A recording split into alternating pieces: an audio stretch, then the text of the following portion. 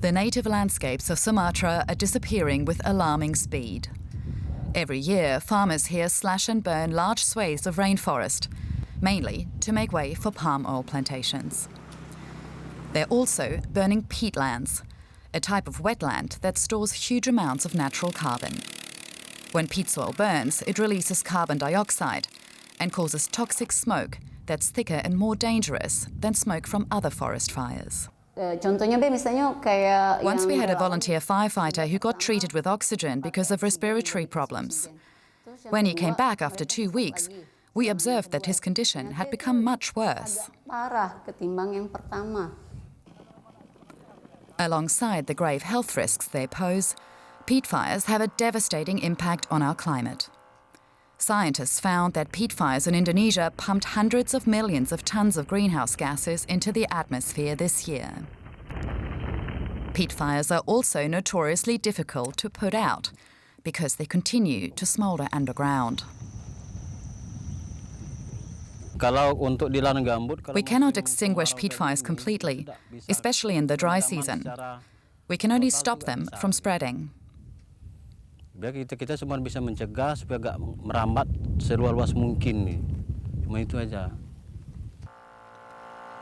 The majority of peat fires are thought to be deliberately lit. Others are the result of bad farming. In addition to slash and burn practices, farmers are also draining peatland to grow palm oil trees, rendering the soil dry and flammable.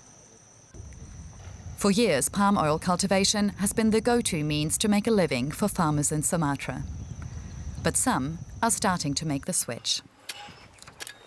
This 58-year-old farmer got rid of his palm oil trees to grow chili, a crop which doesn't degrade the land. Chilies grow very fast in this soil because it's mainly organic matter. His son supports the switch to alternative crops, but says farmers cannot rescue peatlands alone. The point is that peatlands have to be restored so they don't burn so easily. It's completely wasteful to burn down peatlands. In 2016, Indonesia's government established an agency to restore some 2 million hectares of peatland by 2020. But critics say much more is needed to put an end to the fires that are destroying the country's precious ecosystems and are polluting our planet. Mark Parrington is a senior scientist at the Copernicus Atmosphere Monitoring Service that's part of the European Union's Atmosphere Observation Program. Mark joins me now on the program. Mark, welcome. What is the environmental impact of this amount of carbon dioxide being released into the atmosphere? I think the fires in Indonesia in particular, there is a lot of carbon that's being emitted into the atmosphere. What the overall impact will be for the environment in terms of climate is difficult to estimate at this stage. The data that we provide is really related to sort of the direct emissions at the moment.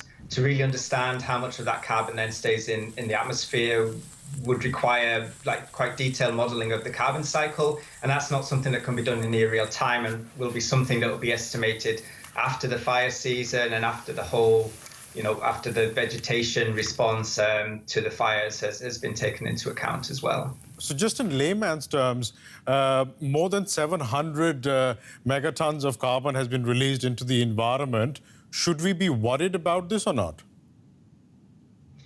It's difficult to say how much of that will stay in the environment. Some of it will be uptaken again by regrowing vegetation during the wet season and during the growing season. And so it's really difficult to estimate how much of that then stays in the atmosphere.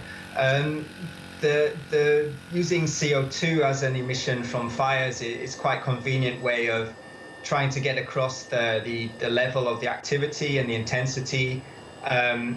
And it's also worth remembering that there's a lot of other things that are emitted as well as carbon gases, so particulate matter and other pollutants which affect local air quality And so there's kind of two things going on. There's the climate impact, but then also there's the direct air quality impacts could be quite hazardous to health of the people that live in the places where there's a lot of fires taking place. Mark, is there a specific reason why the Indonesian fires emitted more carbon dioxide than the Amazon fires?